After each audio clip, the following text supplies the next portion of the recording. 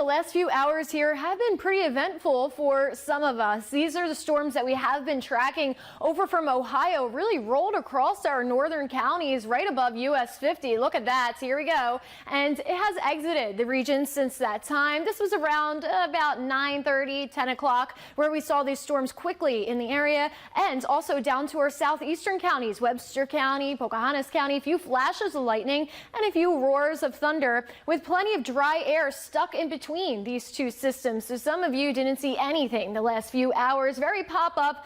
All these storms will be on the way for tomorrow. Once again, we had a lot of warm air surging into the region, and we're not quite done yet. We have to wait for this system to pass on through. Warm air really flowing in from the south here. Also, we're getting some winds from the east. We have this warm front that's draped above us. What's going to happen here is this is going to pass on through and then eventually stall out as we go into this weekend. So we will have more rain chances over the next couple of days.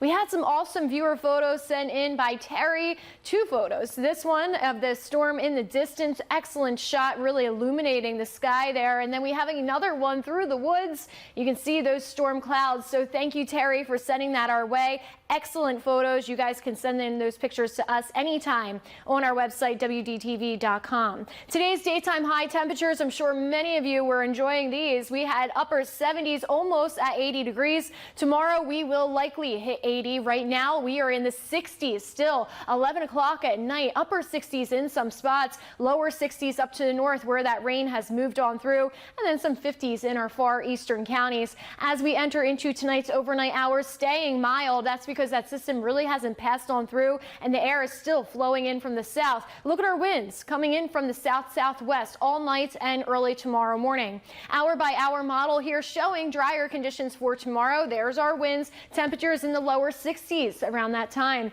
Entering into the afternoon, we will have plentiful sunshine on the way. Winds still blasting in here. Temperatures likely to be a little bit warmer than what they were for today. I'm expecting a couple areas to reach the low 80s by tomorrow afternoon. Now tomorrow night we will have more storms fire up, but here's the thing, the model really doesn't pick up on these storms too well on where they will be placed, because they are very pop-up. But we're guessing that up to the north is where we have the best chance for some convection, bringing gusty winds and some hail. And speaking of those winds, they will start to amplify as we go into tomorrow afternoon and remain pretty gusty, sustained speeds anywhere from 10, 15, 20 mile per hour winds throughout tomorrow afternoon and tomorrow evening as those storms continue to pass. So as I mentioned here, tomorrow will be very similar to what we had for today, where we do have a couple hours in the afternoon, nice and dry, sunny, and then those storms start to arrive later on in the evening hours and carry over into overnight, possibly. We'll have to see how it rolls through.